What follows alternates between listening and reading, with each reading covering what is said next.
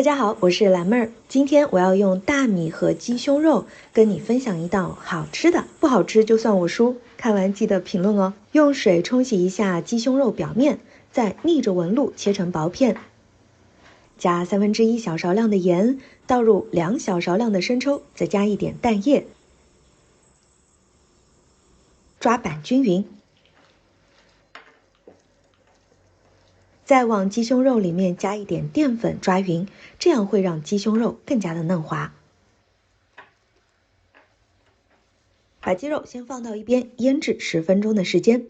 接下来准备米粉，锅内不需要加油，倒入大米和糯米，小火炒制。大米和糯米的比例是1:1。锅内放入几片香叶、1小撮的花椒粒和2个八角，这样是能够增加香味的。炒到米粒变黄就可以关火出锅了。等米粒稍微晾凉以后，装入料理杯当中。用料理杯把米粒打成细密的米粉，将打好的米粉倒入腌制好的鸡胸肉里面，用手拌匀，使每片鸡胸肉上面都均匀地裹满米粉。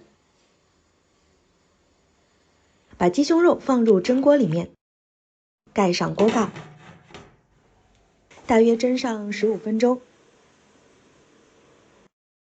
开盖，趁热在表面撒上一点小葱末，一道少油的米粉蒸鸡胸肉就做好了，减肥的人也能吃哦。喜欢的朋友不要忘了试试看哦。